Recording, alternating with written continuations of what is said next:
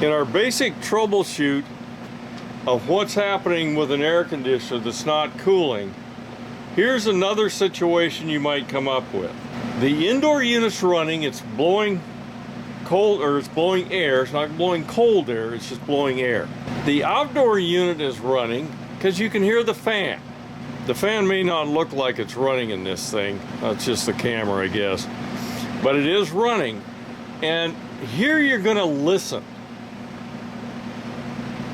The only thing that's running in this unit right now is the fan. Now what should be running is the compressor and the fan. Now if I go over to the unit, say hot day, I place my hand around here, I should be getting warm air. I'm getting just ambient air temperature. So your hand will tell you if there's warm air coming out of there. Okay, another way that you can check to see if the compressor is running. Now here I've got a close-up of the unit and the piping that's coming into it. This small pipe, not so worried about it. It should be lukewarm. The big pipe, which is a little harder to see, and it's covered with insulation. This should be very cold. It should even have some condensate on it. It should be wet. Okay, it's not wet, it's not cold, it's just kind of ambient temperature. What that's telling me, when I touch that line, that the compressor is probably not running. So if it's not running, we're gonna have to find out why. One more way that we can determine whether this compressor is running, and that is, can I hear anything?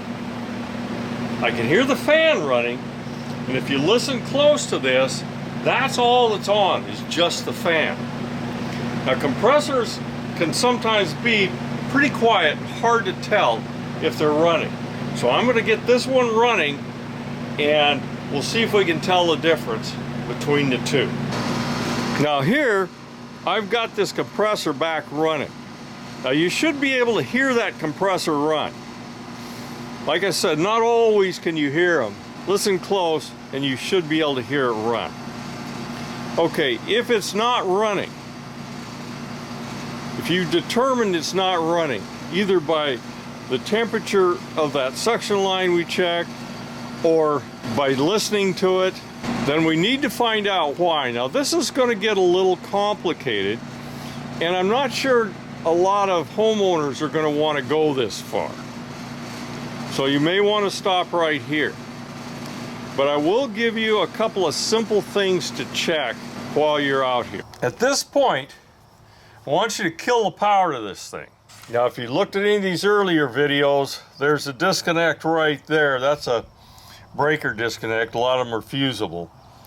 But turn off that disconnect, and we're going to take the electrical cover off this thing. Now if I was you, when I do this, because there's 240 volts under here, this could be really dangerous, I would not only shut off the outdoor unit at the disconnect, I would shut the breaker off to it also, just to make sure. Okay, I've removed the screws on this, and I'm going to take this cover off. And usually the cover, the way you can tell where the power leads are is there'll be some sort of conduit or something down there coming into it. And then you've got this electrical box. Now looking inside here, what we're looking for is burned wires. These wires here could be burned at the contactor. There could be wires up here that are burned, things like that. If they're burned and disconnected, that's why your compressor's not running. That's a fairly easy fix if you're confident, but at this point, this may be as far as you want to go. You may want to call in service tech if everything in here is okay. This could be a failed compressor, failed capacitor, all sorts of things could have failed here, and you're going to need some knowledge to understand that.